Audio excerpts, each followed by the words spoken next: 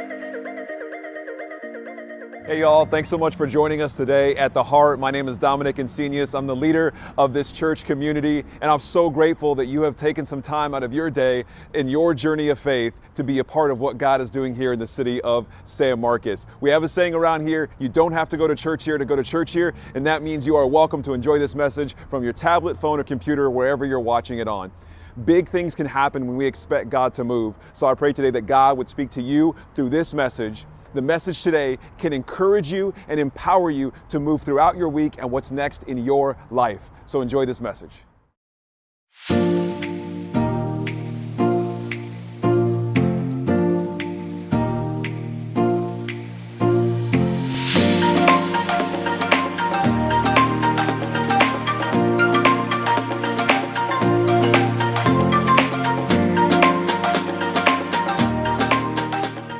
We are starting a brand new series today called Moving Forward.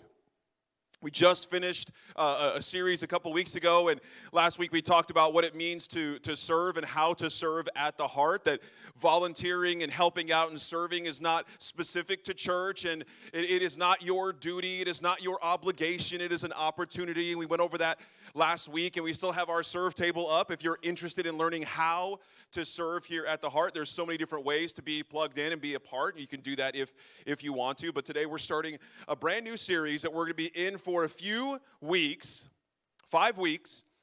And it's going to be about moving forward. And we actually have a team of people that we've put together that I call them my series engineers. And we talk through some big ideas. And that's where a lot of these series on a Sunday morning come from, just kind of a collection of talks. And we talk about things that we want to dig into, spiritual ideas and conversations. And some of them are not so spiritual, but we're still going to talk about them anyway.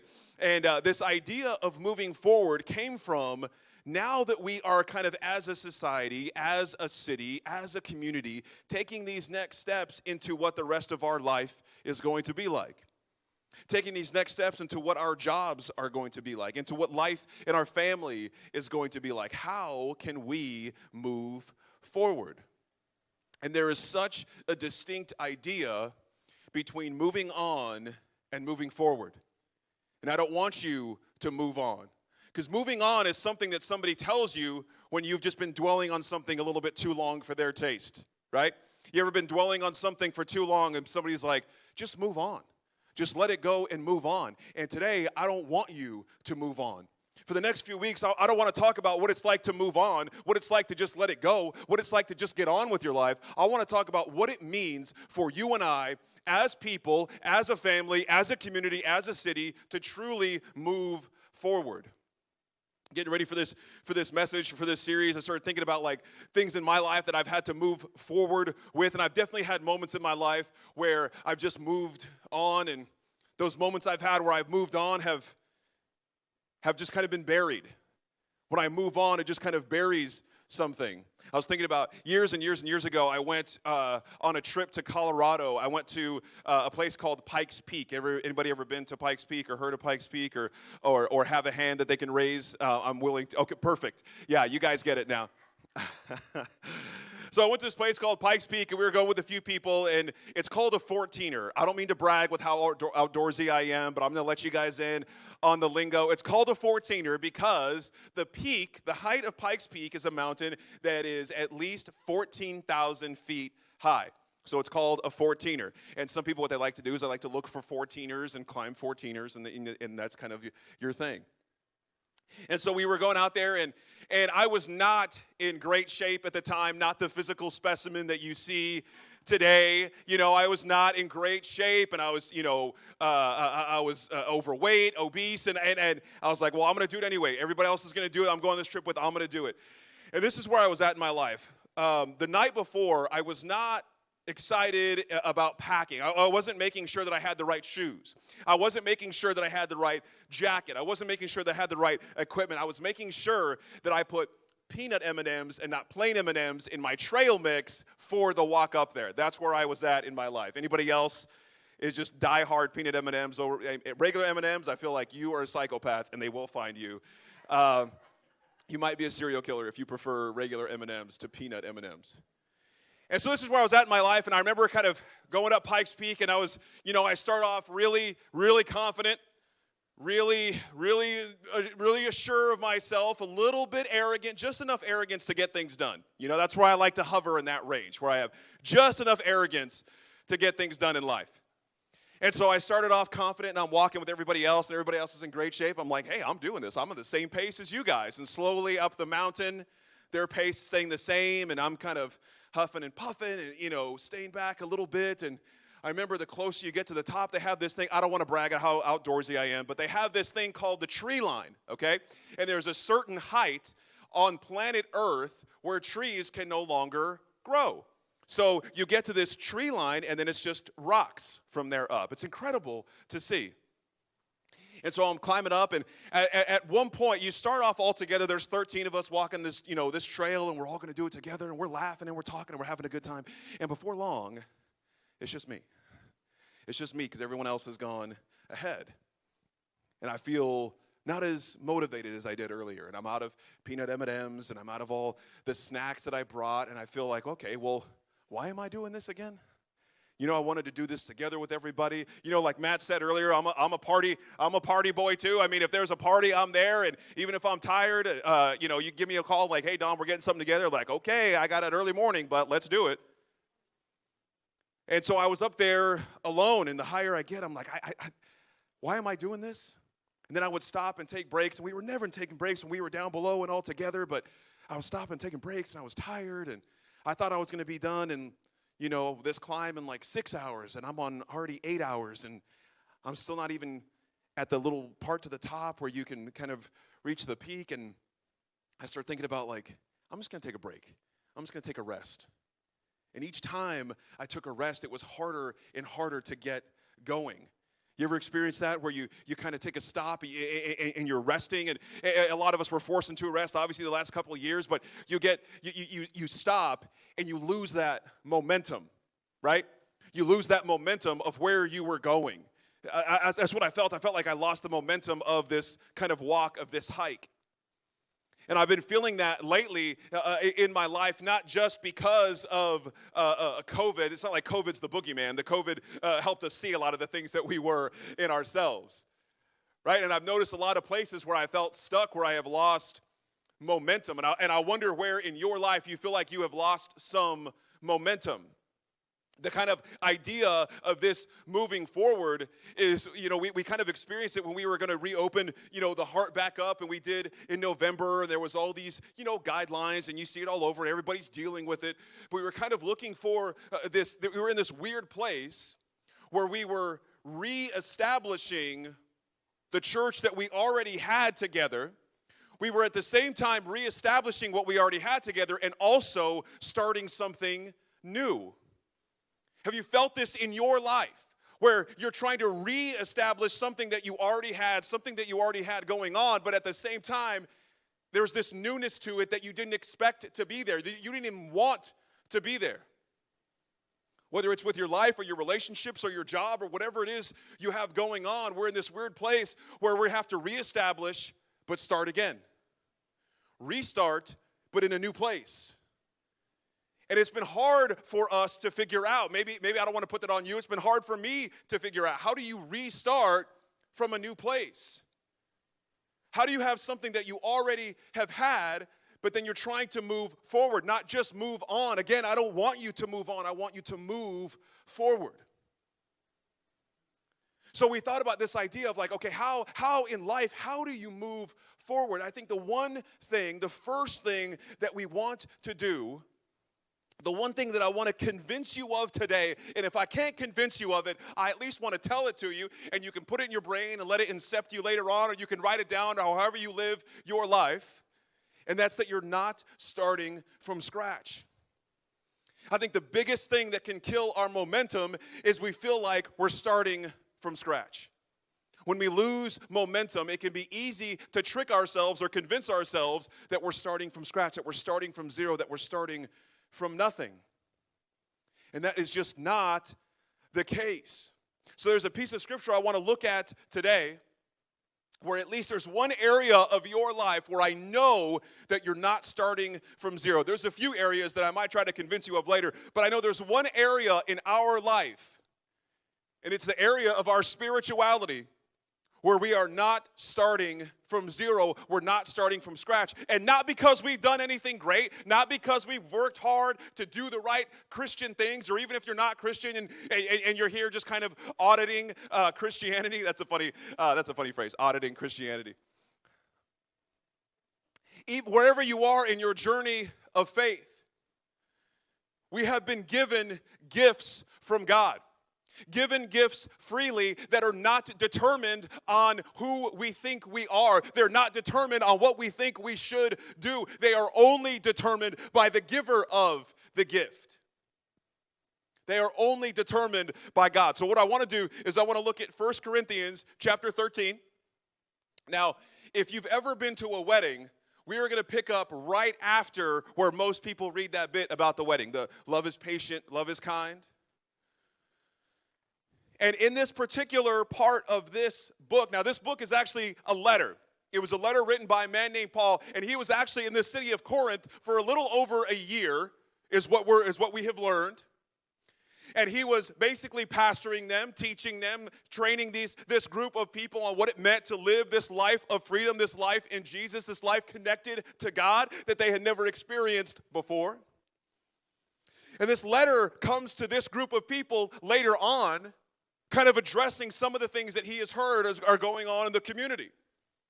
So he would check up on the communities that he would help start, and he would learn some of the issues they were dealing with, and he would write letters back, long letters, that he would write back to help address some of the things that people were dealing with, some of the issues they were facing. And as he wraps up the letter, this is towards the end of the letter, as he wraps up the letter, he's trying to persuade them, to show them, to teach them that that love that God has given them, they can show to one another. That the love that God has given them, they can give that same love away, not because they are full of love, but because they have been filled with love. You see the difference?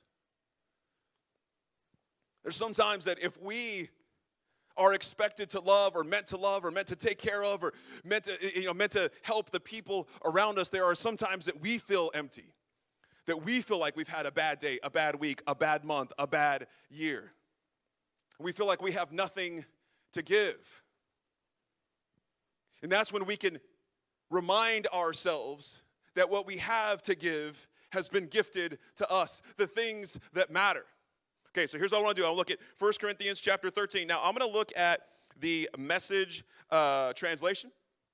The Bible that you are going to be referencing, the one that you have in your home or on your phone, the one you like to look at, it might be a different translation. That's okay.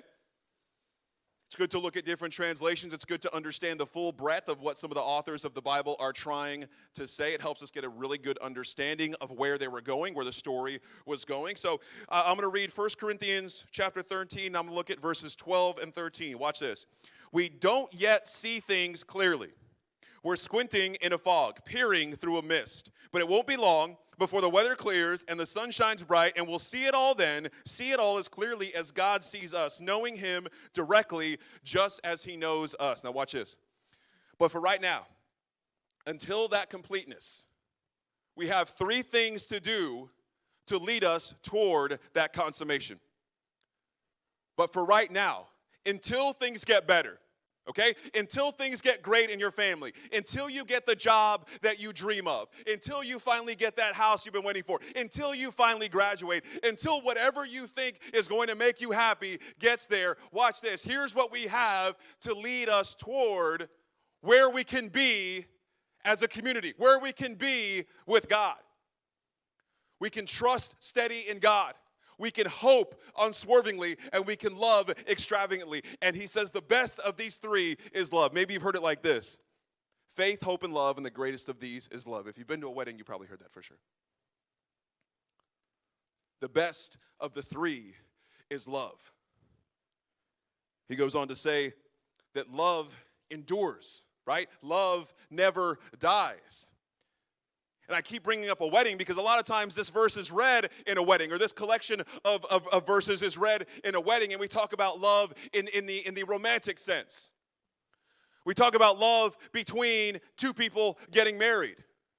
But love is bigger than marriage. Love is bigger than romance. Love is something that we have been gifted with. And this message is probably going to get as sappy and gushy as you think it's going to get, because I'm going to talk about love the rest of the time we're here. Because when it comes to us moving forward in our life, wherever you are on your journey of faith, when it comes to us moving forward in our relationships, wherever you are in your romantic relationships or your friendships or whatever it is, when it comes to us moving forward with the people that we have been divided by on social media and our friends and at work and all of that, all of these, you are not starting from scratch. You are not starting from level 0. You are starting with at least 3 gifts, and that is the gift of faith, the gift of hope, and the gift of love. And if you have the gift of love, then you don't need to do any work. You don't need to go to counseling to get love, although you do need to go to counseling for some other things you have going on in your life. You don't need to earn God's love. You don't need to earn the love that God's going to give you to give others. It is a gift that we have that we can move in. If you're taking notes, write this down. I don't want you to just move on. Don't just move on, move forward. Don't just move on, move forward. You get to decide. I know I talk about choice a lot, and it's probably not going to slow down because it's the one thing that's going to empower you to own your life, your relationships, your job, your faith, your spirituality. Choice is the only thing that empowers you. I can't empower you to take a step forward in your faith. Your parents, your kids, your spouse, your friends cannot empower you to move forward in your life. You must choose to move forward. Don't move on. Don't forget it. Don't push it down. Don't push it to the side. Move forward from it. Because when we move forward, we're making progress. When we move forward, we're not pretending what happened didn't happen. We're saying it did, but we're choosing to move forward. If you're taking notes, write this down. Moving forward is easier when you see that you aren't starting from scratch. Moving forward is easier when you see that you aren't starting from scratch. You see what I'm saying? Do you see? It's so much more difficult to get momentum when you're starting at 0. It's so much more difficult to get momentum when you're starting at 0. But it's easier to move forward when you see that you don't have 0, that you have love, that you have hope, that you have faith, that you have the gift to move in faith. You have been gifted the hope that God brings. You have been gifted the love that God has. And when you see that you have those, moving forward becomes easier. Now moving forward, you have a little bit of momentum because you're not at a dead stop. I was doing a workout the other day. I don't want to brag with all my working out stuff. You guys get it. But I was doing a workout the other day, and there was a gal outside. She was pushing one of those, what are one of those, it's like a sled, you know what I'm talking about? Anybody work out around here? I don't know what they're called. It's a sled.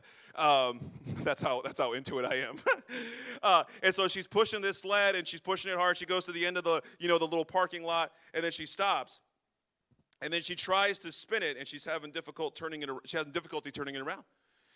And her trainer says, it's easier to turn if you don't stop at the end. It's easier to turn if once you get where you want to go, you keep that momentum going. Right? It's always difficult to get going again. It's always difficult to get moving forward if we come to a complete stop. So what are we supposed to do when we're completely stopped in our faith? What are we supposed to do when we're completely stopped in our marriage? What are we supposed to do when we're completely stopped in our parenting, at our job? When we're completely stopped and we want to move forward and not move on, we need to know that we're not starting from scratch. We need to encourage ourselves and empower ourselves and see that we are not starting from scratch. If you're taking notes, write this down too. God has given us a hope that creates momentum for our future. The hope that God gives us, the love that God gives us, that helps us to create momentum for our future. We need that momentum to move forward. Momentum is what helps us move forward. Because you don't need momentum to move on, but you do need momentum to move forward.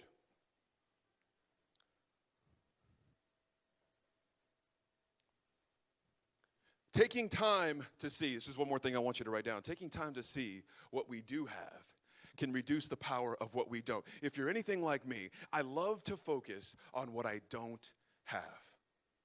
I love to focus on the things that are missing in my life. I love to focus on how I don't measure up. I love to focus on the negative parts.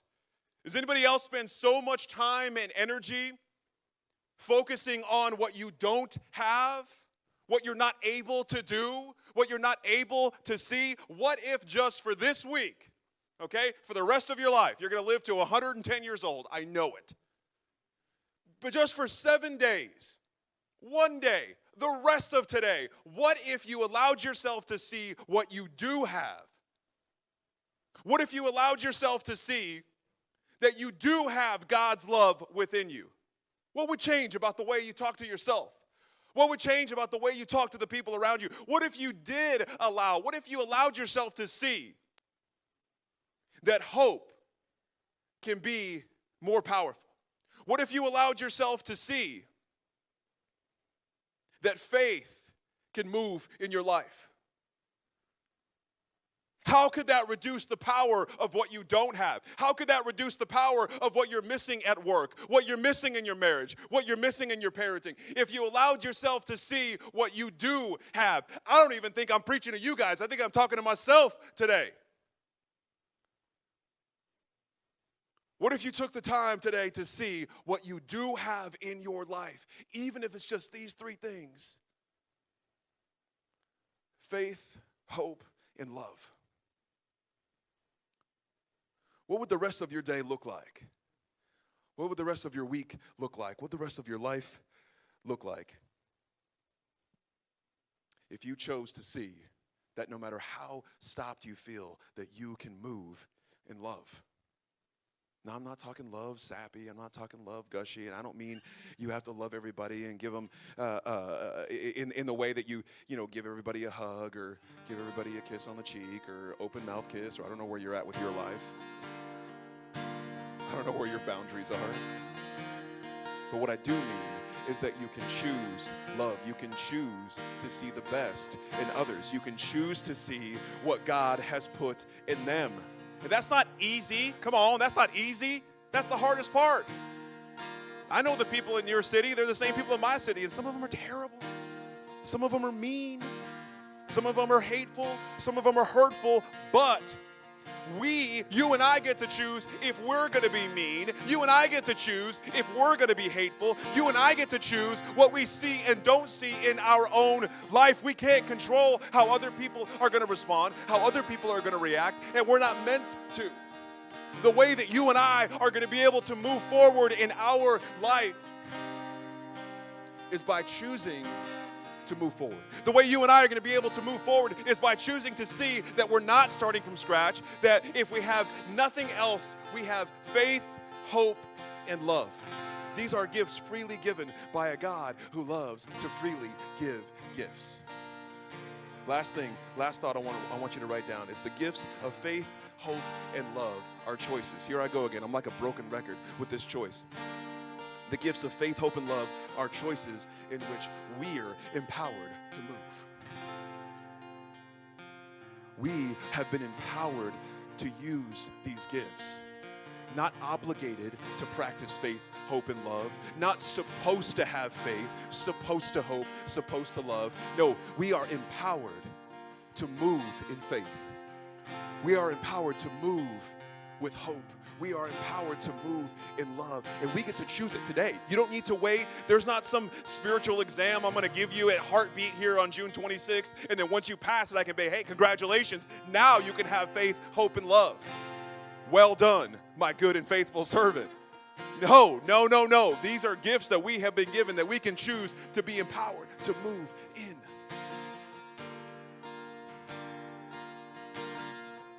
When I was close to the top of Pikes Peak, I was almost there. And I was out of my snacks. I was out of all the stuff that was my motivations, right? My motivations to get to the top of Pikes Peak was all the people around me. They were gone. They had passed me. Another one of my motivations was all the snacks I was going to have on the way there. They were gone. All of a sudden, it was just me and the last 200 feet of this mountain until I was done, until I was at the top. And I kept taking breaks, and it was stopping my momentum, y'all. I kept taking breaks. I kept stopping. But I remember this so clearly. What I was able to do in those moments of being stopped, what I was able to do in those moments where I felt like I just need a rest. I need to stop. I can't do this right now. I can't take another step. Is I would look back out to where I had climbed, and I was like, man, my next few steps I'm going to take, at least I'm not starting at the bottom. At least I'm not still down there. I was able to appreciate, I could see how far I had come. I could see where the tree line was. I was past the tree line. I was able to see that I wasn't starting from scratch. So when I got up, I wasn't saying, I'm just going to get up and move on. I was saying, I'm going to get up and I'm going to move forward. I'm going to move forward because I see that I am not alone. Maybe I'm by myself right now, but I'm not alone because everyone I came up here with is waiting for me up there. I can move forward because I know that I'm not moving forward because my motivation. I'm moving forward because I know where I want to go. I'm moving forward because I know what's in front of me. Moving on says, I want to forget what's behind me. Moving forward says, I want to know what's coming. I want to know what's next, and I want to be a part of it. I want it to be my life, and I want to be part of my life. I want to be part of living my life. Instead of forgetting what has happened and moving on, I want to be excited about what the future is going to bring.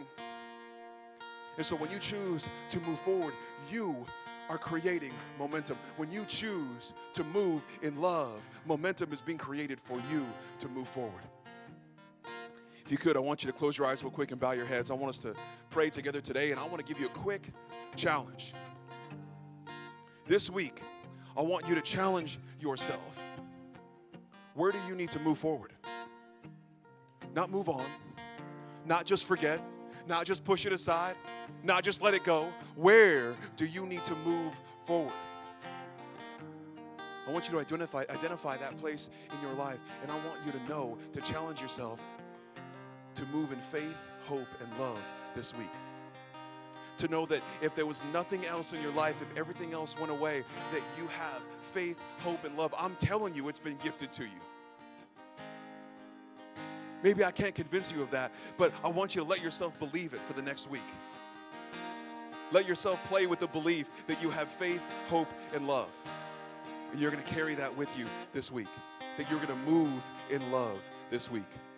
If you think you can do that on the count of three, I want you to raise your hand. Let's do it. 1, 2, 3. Put your hand up real quick. You want to be moving in love this week. Put your hands down. Let's pray. God, we're so grateful. We're so grateful to have a God who freely gives gifts, that we can move in faith, hope, and love. That because of who you are, because of what you have said, because of what you have done, we can be a people who are empowered. We can be a people who will move in faith and hope and love. I pray that we would be a people who choose to move forward, not move on, but to move forward with our spirituality, to move forward in our relationships, to move forward in our parenting, to move forward in our jobs, to move forward in our community. Thank you for what you're doing in us and through us.